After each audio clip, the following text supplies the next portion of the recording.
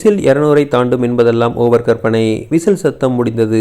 விசிலால் அவ்வளவு பெரிய சத்தத்தை எழுப்ப முடியாது. விசிலுக்குன்னு ஒரு சத்தம் இருக்கிறது. அதற்கு மேல் அந்த சத்தம் செல்லாது. விசில் ஒன்றும் வெடிகுண்டு அல்ல. தேர்தல் முடிந்த பின் கோவில் கோவிலாக போகும் விஜய் ரிசல்ட் வந்தவுடன் சினிமாவுக்கு போய்விடுவார் என பாஜகவினர் ஆவேசமாக தெரிவித்துள்ளனர்.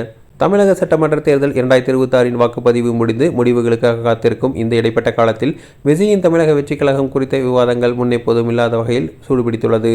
குறிப்பாக தாவேகா ஆதரவாளர்கள் தங்கள் கட்சி விசில் சின்னம் 200 இடங்களை தாண்டி ஒரு மிகப்பெரிய அரசியல் சுனாமியை ஏற்படுத்தும் என சமூக வலைதளங்களில் பதிவிட்டு வருகின்றனர். ஆனால் இந்த எதிர்பார்ப்புகளை கடுமையான கிண்டலுடன் எதிர்கொண்டு வருகின்றனர் பாஜகவினர். விசில் 200 தாண்டும் என்பதெல்லாம் வெறும் சினிமா தனமான கற்பனை என்று ஆவேசமாக பதிவிட்டு வருகின்றனர்.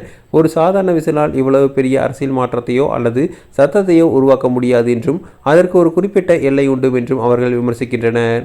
பாஜக ஆதரவாளர்களின் முக்கிய வாதமே தேர்தல் களம் என்பது வெறும் கைதட்டல்களையும் விசில்களையும் சார்ந்ததல்ல, அது பலமான சித்தாந்தம் மற்றும் களப்பணிகளை உள்ளடக்கியது என்பதாகும்.